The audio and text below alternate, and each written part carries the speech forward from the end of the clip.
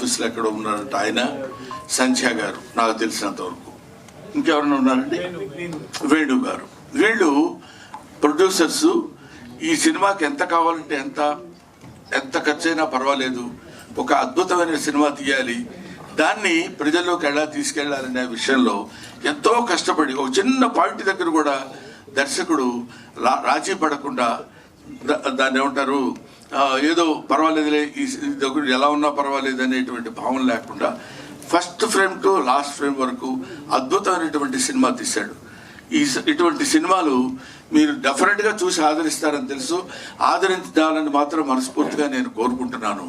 ఇటువంటి సినిమాలు తీస్తే, ఇలాంటి ప్రొడ్యూసర్స్ కొత్తగా వచ్చిన వాళ్ళు ఇంకా మంచి సినిమాలు తీసి, ఇంకా బోల్డెన్ని సినిమాలు తీస్తే ఎన్నో కుటుంబాలు బతుకుతాయి. మన సినిమా కళకళలాడుతూ నిత్య కళ్యాణం పచ్చతోరణంగా ఉంటుందని ఒక ఓల్డ్ ఆర్టిస్ట్ లాగా మీ ముందు మనవి చేస్తున్నాను.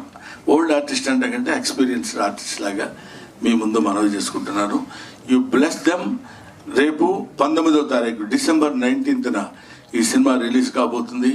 అందరూ పాపం బాగా టెన్షన్ పడుతున్నారు. ఇప్పుడు ఈ టెన్షన్లో నేనేమొస్తానే 2 గంటల నుంచి 3 గంటల వరకు, అంటే జస్ట్ డెఫినెట్గా నిద్రపోయే టైం అది. నాకు స్పెసిఫిక్గా నిద్రపోయే వాళ్ళ సంగతి నాకు తెలియదు. కానీ ఈ టైంలో మీరు ఇక్కడికి వచ్చేస్తే బాగుంటుందండి అని చెప్తే, సరే ఈ ఒక్కరోజు నిద్ర మానుకోవడానికి పెద్ద దేశం కొంపలు మునిగిపోవు, ఉక్రెయిన్ యుద్ధం ఆగిపోదు. కాబట్టి వెళ్ళొచ్చు.